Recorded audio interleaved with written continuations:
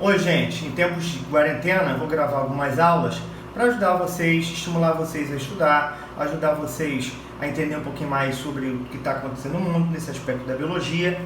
E eu vou gravar a primeira aula sobre o coronavírus, tá? Para ajudar vocês. Vamos lá. O que significa Covid-19? Co de corona, que é o tipo vírus, V de vírus e D de disease, ou doença. Ou seja, Covid-19 é uma doença gerada pelo coronavírus que apareceu no ano de 2019, ou seja, dezembro do ano passado. O que é um vírus? Um vírus não é considerado como um ser vivo, tá? Por que não? Porque ele não tem metabolismo próprio, ou seja, ele não se alimenta, não produz energia, não mantém um ciclo de vida sem ser dentro de uma célula. Logo, ele é um parasita intracelular obrigatório. Além disso, ele não possui unidade chamada de célula. Tá, se ele não tem essa unidade, o que ele tem? Ele é composto de material genético, que é importante para a transmissão da hereditariedade. Esse material genético ou é de DNA ou é de RNA. O nosso vírus de estudo agora, o coronavírus, ele é um vírus de RNA. Qual é a especificidade disso? Todo vírus de RNA tem uma alta taxa de mutação, ou seja, ele muda muito. Isso explica porque ele se transferiu de uma espécie para outra com relativa facilidade, tá certo? Além disso, do RNA, ele tem uma cápsula proteica, que protege esse material genético, e um invólucro de fosfolipídio que dá maior proteção a esse vírus. E chama a atenção o seguinte, na superfície desses vírus tem proteínas de adesão. Essas proteínas de adesão, o que elas fazem? Elas dão afinidade ao vírus a algum sistema, por isso é chamado de tropismo. Aqui um exemplo, o vírus da gripe, o que nós podemos observar? Um material genético dele, tá certo? Uma cápsula proteica que envolve esse material genético e o invólucro viral cheio de proteínas de adesão.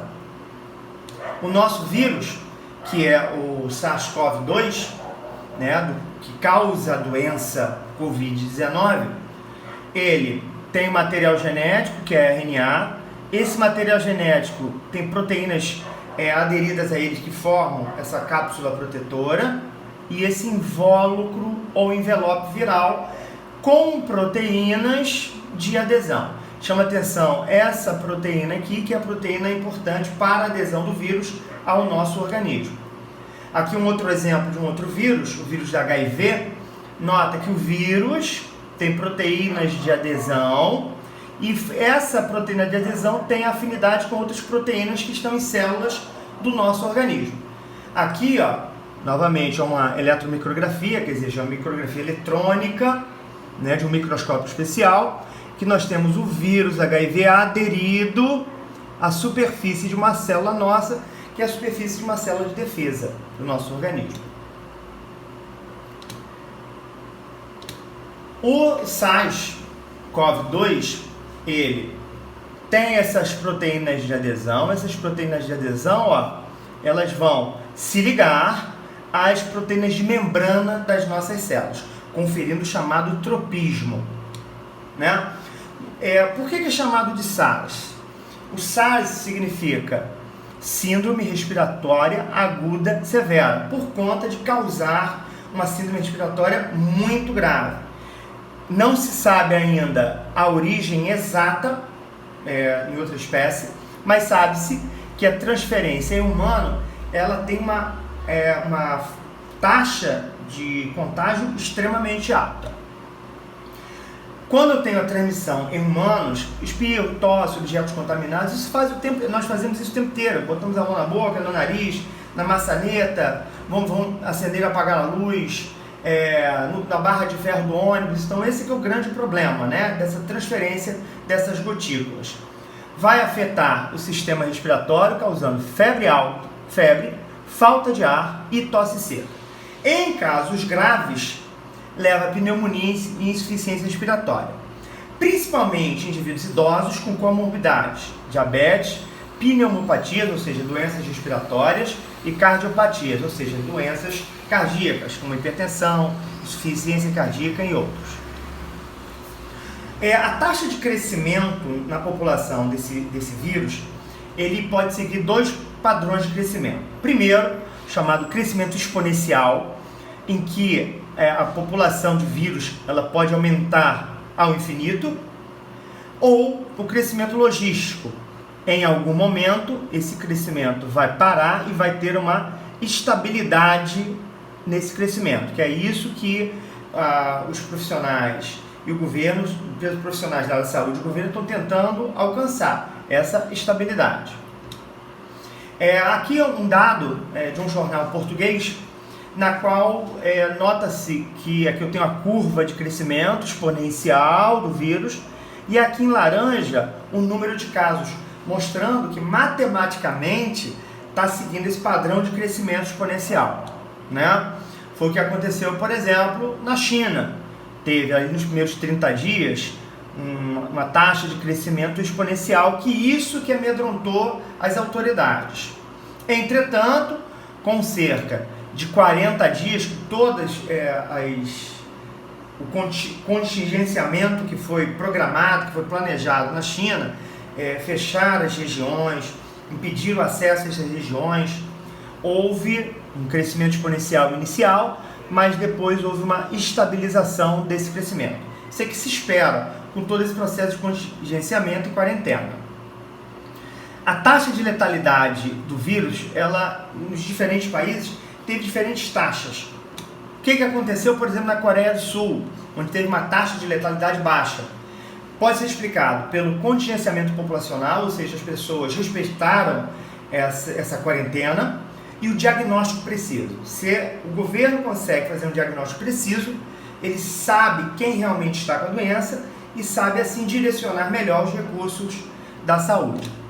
Agora, o que aconteceu na Itália, que pode ser explicado pelo grande problema de mortes na Itália, no qual a taxa de letalidade foi de 6,6%.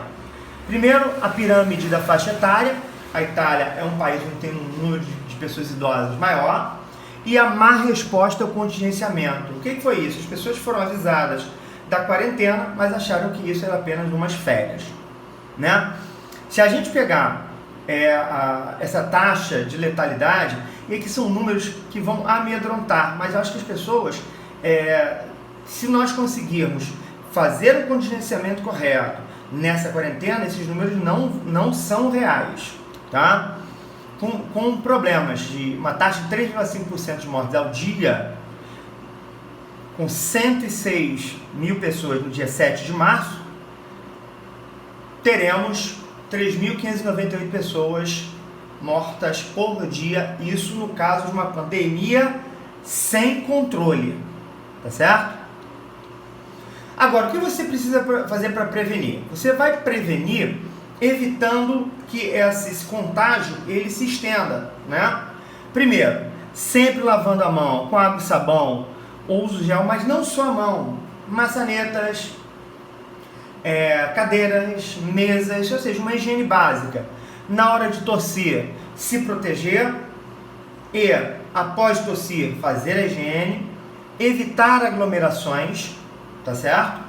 Porque quanto mais próximo o contato, maior a taxa de contaminação. Manter os ambientes sempre bem ventilados, evitar ficar em ambiente confinado, totalmente fechado, e evitar de compartilhar objetos pessoais, principalmente se tiver pessoas que tenham alguns sintomas relacionados a alguma virose, porque às vezes não se sabe, porque no início não se sabe diferenciar que tipo de virose é. O que fazer se a pessoa estiver infectada, estiver sintomático? Permanecer em casa, cuidar-se ingerindo bastante líquidos e se alimentando corretamente, praticar a higiene, tomar remédios que combatam a febre, a dor, a tosse, tá? Agora, cuidar da saúde mental nesse afastamento social. Muitas pessoas estão reclamando que nesse afastamento elas não estão tendo a atenção adequada. Quando usar máscara? Quando a pessoa estiver infectada, ou principalmente os profissionais da área da saúde, né? Alguns profissionais até dos mercados também estão utilizando, que pode ser interessante até para prevenir esse contágio. E os pacientes assintomáticos? Você sabe, né? Quando a pessoa não tem sintoma, você não sabe realmente se ele está com o coronavírus, né? Às vezes alguns pacientes podem não apresentar sintomas nenhum e estar infectados, tá certo? Agora, efeitos no futuro. O pico de transmissão no Brasil e o pico de casos pode acontecer no mês de maio. Essa é a grande preocupação atual, não é realmente do presente, é do futuro. Quer dizer, o contingenciamento, a quarentena do presente pode fazer com que no futuro tenhamos menos casos. Pressão sobre o sistema de saúde, né, principalmente de indivíduos idosos, problemas cardiorrespiratórios, comorbidades como diabetes, efeitos econômicos severos. Está percebendo que está um grande problema aí de desemprego, que pode afetar, falta de dinheiro, isso aí é bastante ruim. E o distanciamento social, que pode aumentar casos de depressão e ansiedade, que vem aumentando muito na nossa sociedade. Então essa doença ela pode levar a um quadro de histeria, um quadro de distanciamento, e isso aumentar o quadro de depressão e ansiedade. Então, gente, obrigado pela atenção, valeu, tá?